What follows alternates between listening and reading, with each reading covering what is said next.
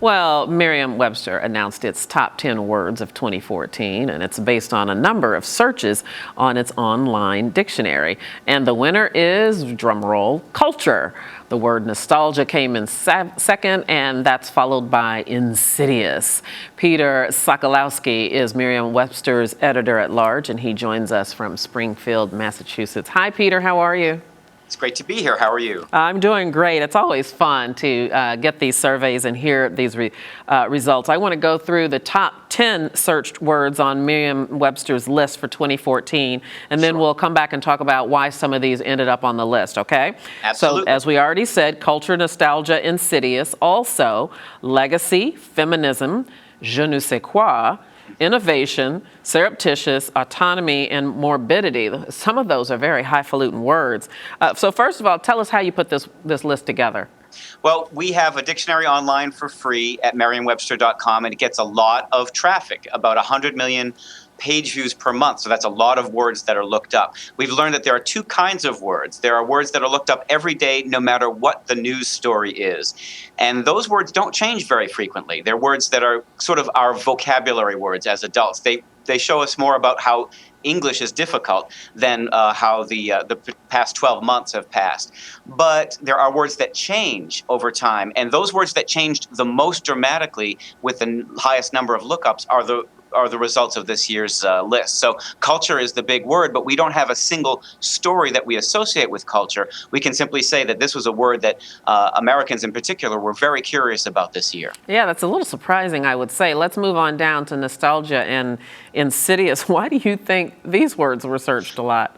Well, some of these words we can identify with the spikes according to date. So we know, for example, that with insidious, it did reflect the Ebola outbreak in Africa and the news as it projected around the world. And so insidious, of course, has a medical definition that is specific, that reads, developing so gradually as to be well established before becoming apparent. So that's clearly what triggered the lookups for insidious. In addition, and this shows a little bit about our culture today, the horror film sequel Insidious 3 was announced during this summer, and that triggered a lot of lookups as well. The word nostalgia is more associated with entertainment.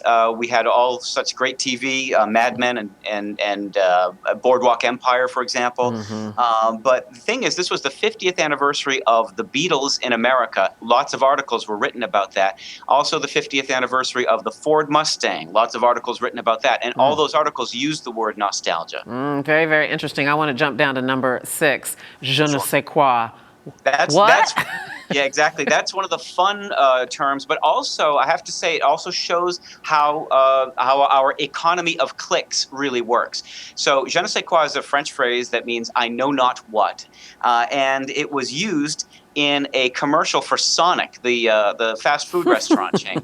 And because it was used in that commercial, it's been in our top 10 lookups for the last 3 months. So an enormous amount of curiosity about this French phrase. And you can see that it was triggered by, in fact, by the media, by advertising. That is just amazing to me, and I'm sure Sonic is very proud about that it drove clicks on Merriam-Webster.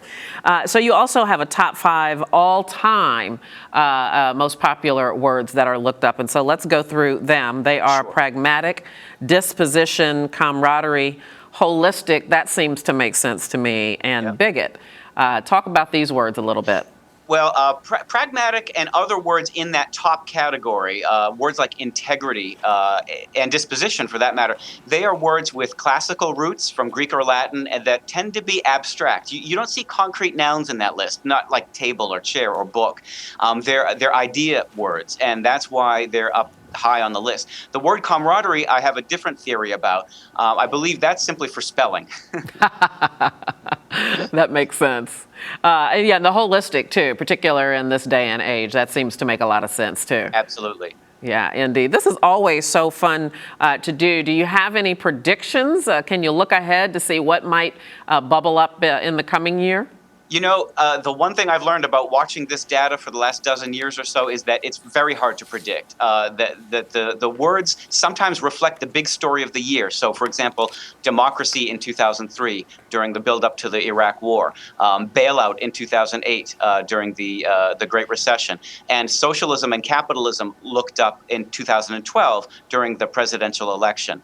And so those words do encapsulate a kind of a zeitgeist of American thought and ideas. But sometimes words like last year, we saw the word science have a surge. This year, the word culture had a surge. And the fact is, English is a big, big steamship, and we're not at the helm. We have to, these are words that we don't choose at the dictionary. These are words that are chosen by the public. This is always so much fun. Come back again next year. We'll talk about it again. Great. Peter Sokolowski, thank you. Thank you.